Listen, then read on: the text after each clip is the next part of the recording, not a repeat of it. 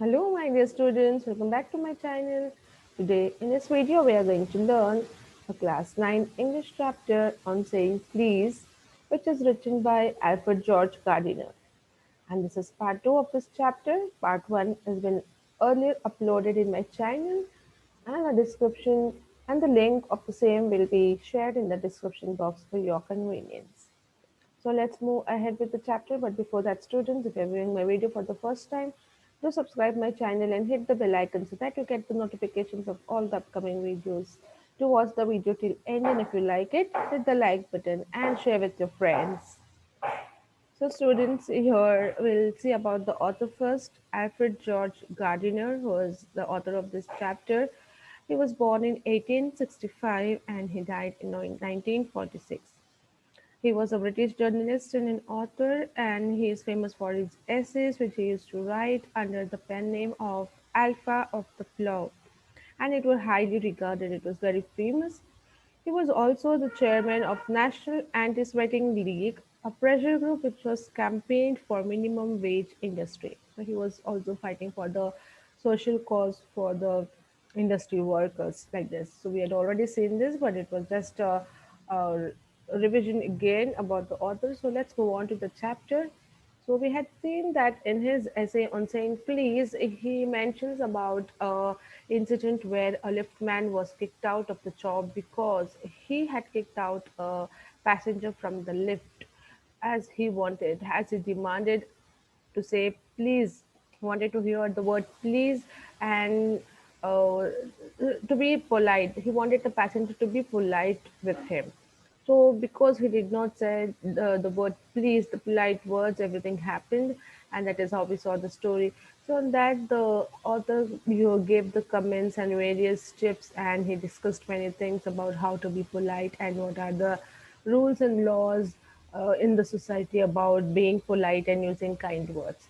So here he shares his experience about meeting a conductor, a bus conductor who is always considered by the people as a very angry and a high tone person, or one who always speaks very in a loud voice, or is very, you can say, strict person. But here he says that he had a particularly different kind of experience with the conductor, so he wanted to share that incident with us.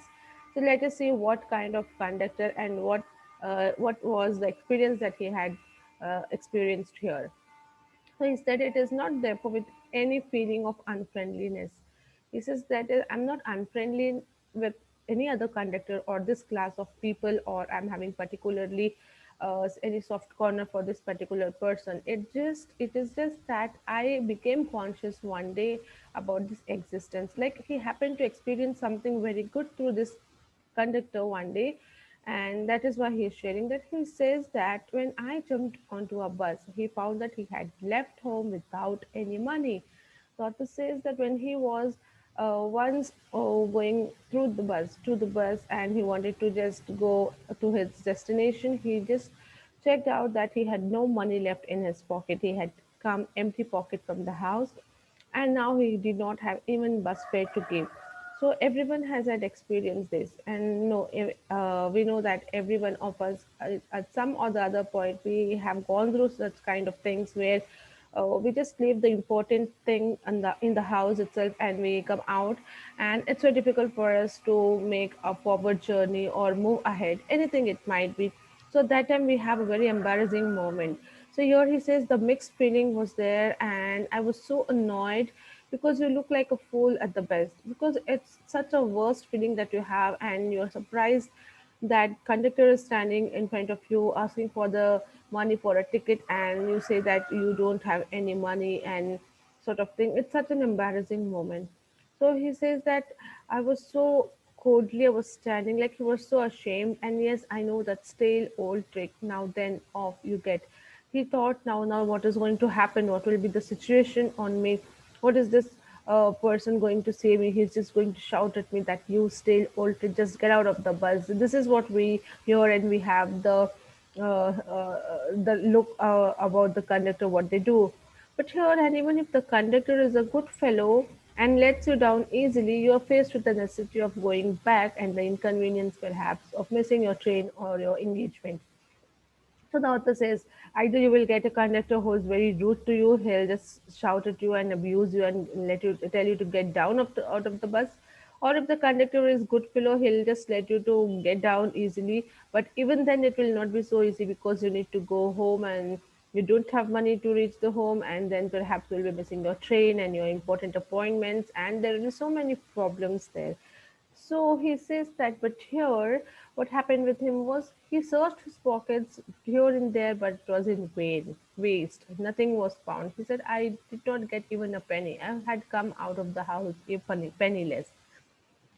Then he says, I told the conductor with an honest face, as I could assume that I couldn't pay the fare and I must go back home and I should get the money. He just honestly said to the conductor because he was not having the money. So he said, I'll go back home and I'll get the money and then I'll travel. So the conductor replied, oh, you need not get off. That's all right. All right. Then the author was surprised. Is it all right? But I haven't any copper or any money or coin with me. How do I go to the tickets? How do I take the ticket? So the conductor says, okay, I'll book a ticket for you. Where do you want to go? Just let me know. And he just took out the ticket machine which he was having, and as if he's going to give him a ticket from that place to Hong Kong, like uh, anywhere from that place, wherever he wants to go, he'll just provide him with the ticket.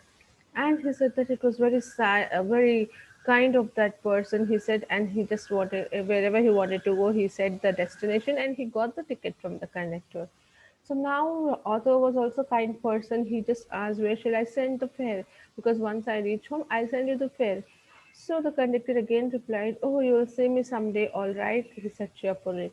Like he'll be meeting him again any time in the bus. At that time, you can just return it to me. And he just was so kind and so polite. Then, luckily, my finger, still wandering in the corner of my pockets, lighted a shilling and an account was squared. So the author said, by till that time, I was just having my hands in my pockets searching for the coins and the money. And he said it happened that in the corner of my pocket, I got a shilling, and the account was squared. Means he got so much amount in his pocket, which through which he could get a ticket. So he just gave it to the conductor. But he said the pleasure did not lessen. The kind of pleasure and the glow he was having in his face after seeing such a good natured man and his action which he got to him, he said it did not lessen me. Though I gave the money, I was so happy throughout.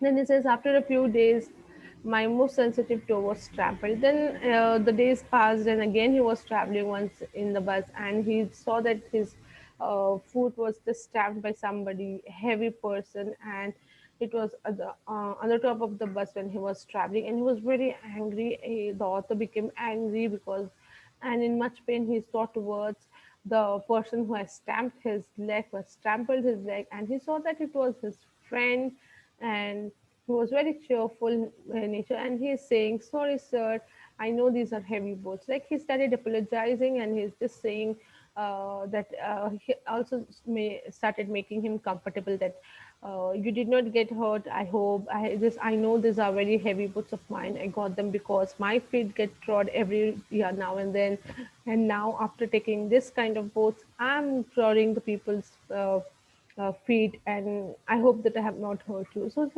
in a polite manner, he questioned the author.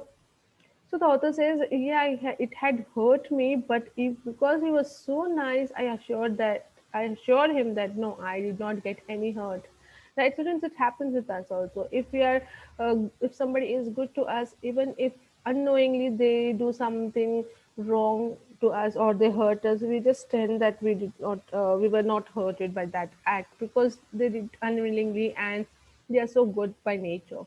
So that is what happening here. And then after this, the author said I started observing him, his each and every act of kindness which he used to do. Every time he got in the bus, he used to see how he is behaving, what kind of nature he is having, and it was giving him a curious pleasure to see him do such a good things with everyone, all human beings, not only the author, but any person who used to come in the bus. He used to be so kind, and he said that he noticed so many things which he was doing. Like once he saw that if it's raining, he used to give the tip to some other people who are at the top floor that there's room inside, there's space, they can come and get down in the bus. And if they are old people, they consider themselves as like as if he is a son, he behaved so politely. And if the children used to get into his bus, he used to behave as a loving father there.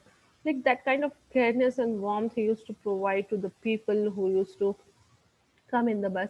And even with the young youth, he was so good that he used to just merrily jest with them. Means that he used to mingle with them and have a nice talk with them.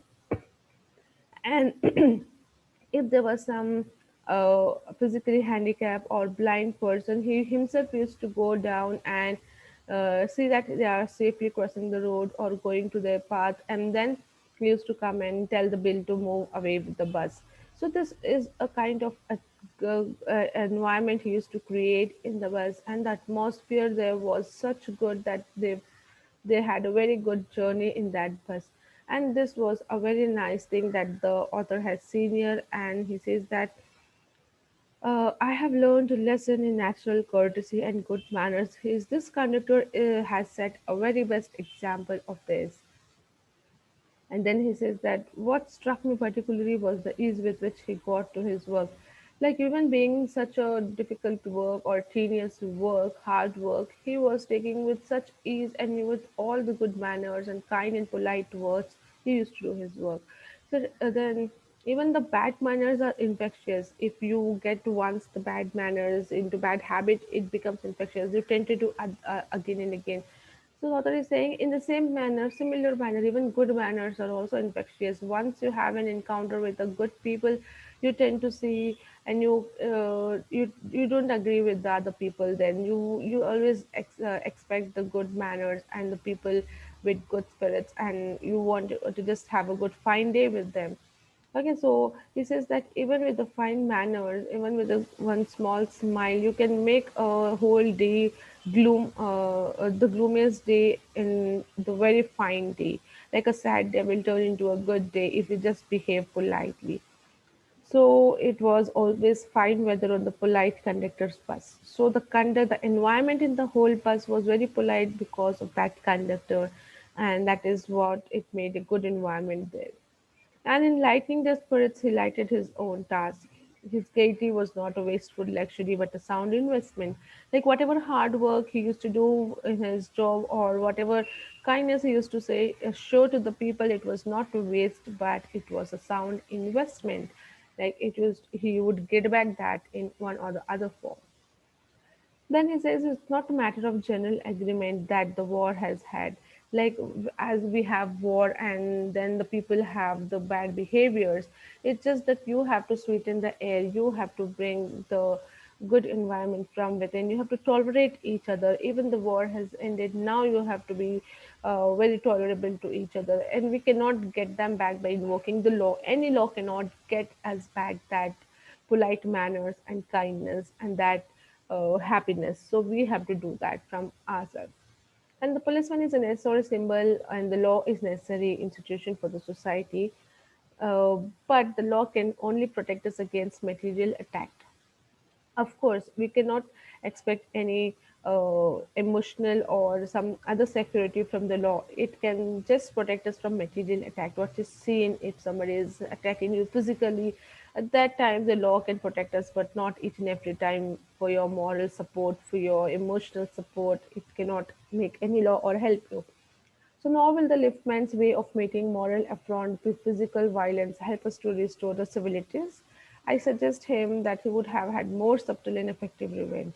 Like here, the other is at the side of the liftman. He said that more effective revenge he would have taken from that gentleman who will not say please with him, with elaborate politeness, but with elaborate politeness he would have said. Then at last he says that he would have the victory not only on the board but over himself, and that is the victory that counts. He would have been the winner in that conversation. The liftman would be the winner. If the man may lose the material advantage, but he always has the spiritual victory. maybe he does not he lost his job, but he has that spiritual victory in within him, that he taught him a lesson of being polite, of how to be a polite person, how to be speak kindly and very nicely to the people. And then I comment to the liftman a story of Chesterfield. So here he again relates one story to the liftman about the Chesterfield, where they did not had any pavements or footpaths in the London streets, and the man who took the wall had the driest footing, like the who walked through the wall was on the wall. Small walls had the driest footing, and there I never give the wall to a scoundrel, said a man once who met a Chesterfield. So he said that I always do, I always provide that. And then he stepped towards the bow or the road. He just moved towards the road. And I hope the liftman will agree that this revenge was much more sweet than if he had flung the fellow into the mud. Like would have he should have flung that fellow into the mud. This would be a better revenge that he would have taken from that person. So like this, even the author is commending himself that we have to take up the stand for the polite and behaving kindly towards the people. There is no such laws which will come and guide us or correct us or give us the you can say justice over there. So it should be from within, and we have to teach and learn among ourselves. So this is how the chapter gets over, students. I hope you all understood it. It was interesting and informative. If you like the video, do hit the like button and subscribe my channel. Do share with your friends. We'll be back soon with more such videos. Till then, take care. Thank you.